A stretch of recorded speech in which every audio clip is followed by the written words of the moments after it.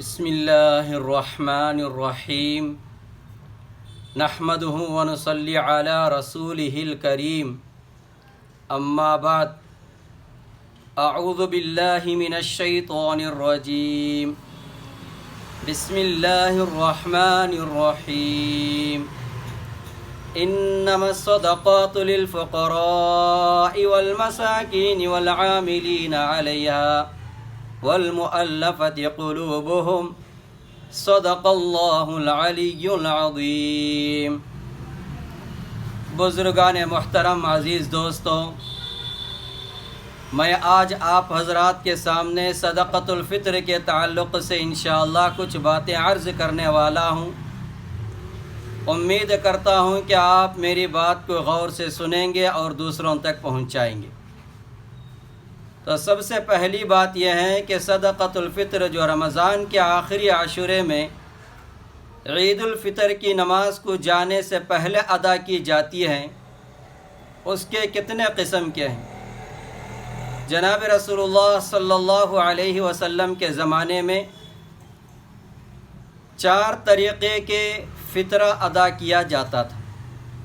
ان میں سے سب سے پہلا کھجور کا جو 3.5 کلو ہوتا ہے، اور دوسرا کشمش یعنی جو منقع ہے، یہ بھی 3.5 کلو کا۔ اب اس کے بعد جو یعنی جو پارلی چاول ہے تو یہ بھی 3.5 کلو کا۔ اب اس کے بعد آخری درجہ جو گیہوں ہے، یہ گیہوں 1.25 کلو ہے۔ اب اس کی قیمت آج کے حساب سے کتنا ہوگا وہ بھی میں انشاءاللہ آپ حضرات کے سامنے سناؤں گا۔ تو سب سے پہلے جو کھجور ہے، جس کی 3.5 کلو ادا کرنا ہے، اس کی قیمت آج کے حساب سے 850 روپیہ ہوتا ہے۔ اب اس کے بعد کشمش جو منقع ہے، اس کا 3.5 کلو کا 1200 روپیہ ہوتا ہے۔ اب اس کے بعد جو پارلے چاول ہے، جو 3.5 کلو ادا کرنا ہے، اس کی قیمت آج کے حساب سے 220 روپیہ رکھا گیا ہے۔ اب اس کے بعد گندم گیہوں کی جو 1.25 کلو ہے، یہ 80 روپیہ رکھا گیا ہے۔ اب مسلمان کو چاہیے کہ جس مسلمان کو اللہ تبارک و تعالی نے مالی فراوانی سے نوازا ہے، اپنی مال کی حیثیت کے مطابق جس مقدار کا یہ کھانا کھاتا ہے، اسی مقدار کے موافق صدقۃ الفطر کا ادا کرنا بہتر ہے اور اجر و ثواب میں زیادتی ہے۔ اب ایک مسئلہ یہ ہے کہ صدقۃ الفطر کو اللہ تبارک و تعالی نے کیوں واجب کیا گیا؟ اس کی 2 وجہ ہیں۔ سب سے پہلی وجہ یہ ہے کہ رمضان کے روزوں کی جو کمی پیشی ہو جاتی ہے، اس کمی پیشی کو دور کرنے کے لیے جو روزے رکھنے کے بعد ہمارے سے جو کوتاہیاں ہو جاتی ہیں، ان کوتاہیوں کو دور کرنے کے لیے اللہ تبارک و تعالی نے صدقۃ الفطر کو مقرر کیا ہے۔ جیسا کہ فرائض کی کمی کی تلافی کے لیے سنتوں کو مقرر کیا ہے، تو بہرحال ایک وجہ یہ ہے۔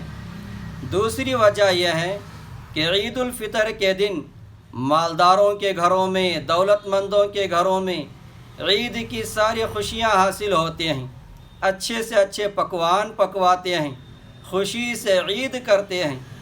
مگر جو مفلس ہیں، غریب ہیں، محتاج ہیں، ایسے گھرانوں میں غربت کی وجہ سے اور روزے داروں کے حالات کے جیسے عید گزارتے ہیں۔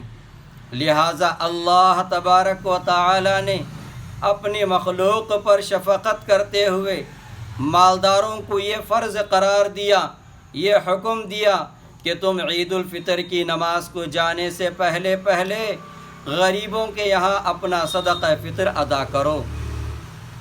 اب صدقہ فطر کس کے اوپر واجب ہے؟ تو جو مسلمان مالدار ہو، جس کے اوپر زکوٰۃ واجب ہو گئی ہو یا واجب نہ ہو، لیکن اس کے پاس ضروری سامان سے زائد اتنا مال ہے کہ چاندی کا تولہ جو 612 گرام 360 ملی گرام کہ بقدر اگر اس کا حساب لگ جاتا ہے، اس کی مقدار پیسے ہو جاتے ہیں، تو وہ اپنا صدقہ فطر ادا کرنا اس کے لیے واجب ہے، چاہے وہ تجارت کا مال ہو یا تجارت کا مال نہ ہو، یا گھریلوی سامان میں سے ضروری سامان کے بغیر ہوں، چاہے اس کے اوپر 1 سال گزرا ہو یا نہ گزرا ہو، تو یہ اس کے اوپر صدقہ فطر واجب ہوگی۔ اب دوسرا مسئلہ یہ ہے کہ کون کس کے طرف سے صدقہ فطر ادا کرے گا۔ گھر میں جو مرد ہے، یہ مرد اپنے نابالغ بچوں کا اور اپنے طرف سے صدقہ فطر ادا کرے گا۔ جو بالغ اولاد ہیں اور بیوی ہیں، ان کے طرف سے صدقہ فطر ادا کرنا واجب نہیں ہے۔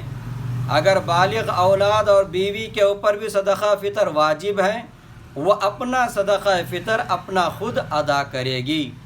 البتہ اگر گھر کا مرد یہ کہہ دے کہ میں تمہاری طرف سے صدقہ فطر ادا کر دیتا ہوں، تو یہ بھی درست ہے، ان کے طرف سے ادا ہو جائے گا۔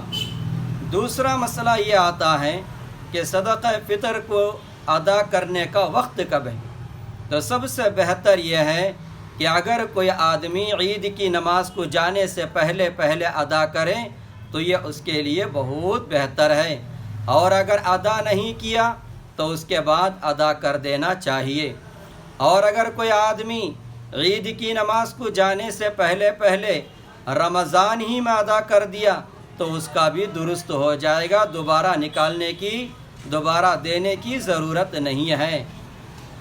اب ایک مسئلہ یہ ہے، کیا ایک آدمی کا پورا فطرہ کا پیسے کسی ایک آدمی کو دے سکتے ہیں، یا پورے آدمیوں کا مجمع جمع ہو کر کسی ایک آدمی کو دے سکتے ہیں؟ الحمدللہ سارے فطروں کا مجمع پیسہ اکٹھا کر کے کسی ایک غریب آدمی کو دینا بھی درست ہے۔ اب یہ مسئلہ جاننا ہے کہ کن کو صدقہ فطر دے سکتے ہیں، کن کو صدقہ فطر نہیں دے سکتے ہیں۔ تو کن کو دینا ہے وہ پہلے سن لیں۔